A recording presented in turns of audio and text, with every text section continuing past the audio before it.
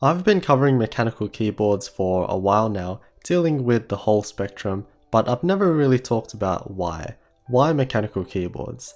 Why spend a ton of money on a keyboard when a cheap $10 one does the same thing? And this is absolutely true. We can't deny that a cheap one does what it's supposed to do, but there's more to it. For many of us, a keyboard is an essential tool that we use every day, whether it be at home or at work or both. So like many other everyday items, why not get something that may potentially better your experience? The cool thing about mechanical keyboards is the variety, and the ability to pick out a keyboard that suits your needs. Variety in how a key press feels, layout, programmability, aesthetics, materials, and so on is very limited with the membrane keyboards we see in normal electronic stores. Don't need a numpad? Just get rid of it with a 10 keyless or smaller. Need dedicated macros? Macro away. Want better ergonomics? Get a split or ergonomic keyboard. You like the color blue? Then just find a blue themed keyboard or keycaps. It's all there. And honestly, that's not even really mechanical specific, but it's just something that's grown and has been made available with the mechanical aspect, as majority are based on the MX style key switch, meaning universal parts, modularity, and so on. So if you look down at your desk and what you need, and just think about it in your head, you may say, okay, so I don't need a numpad because I don't do any real work. Now I have more space on my desk and for my mouse for gaming, which is pretty comfortable. But now I'm really missing my dedicated arrow keys. I'll need some color to brighten up my existence, but I'm not that girly. And fortunately, these key switches won't wake anyone else up in the house. And see, now I have a keyboard that suits my needs. But the main draw point of mechanical keyboards is how they feel. This isn't something you can really control with membrane keyboards, since they're just a sheet of collapsing domes. But with mechanical switches, you can get a range of weights. You can go with a clicky, tactile, or a smooth linear switch, loud, silent, low profile, whatever you want with everything in between. Getting something that feels good to you and serves your needs can potentially impact on your efficiency, performance, and just straight up enjoyment. Now that's a pretty big word when you think about it.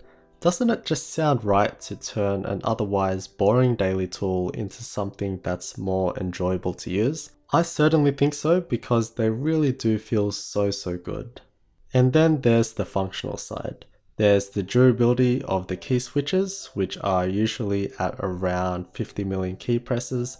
Honestly, I've never had a membrane keyboard die on me, and it's more likely you'll do something else to break the keyboard first.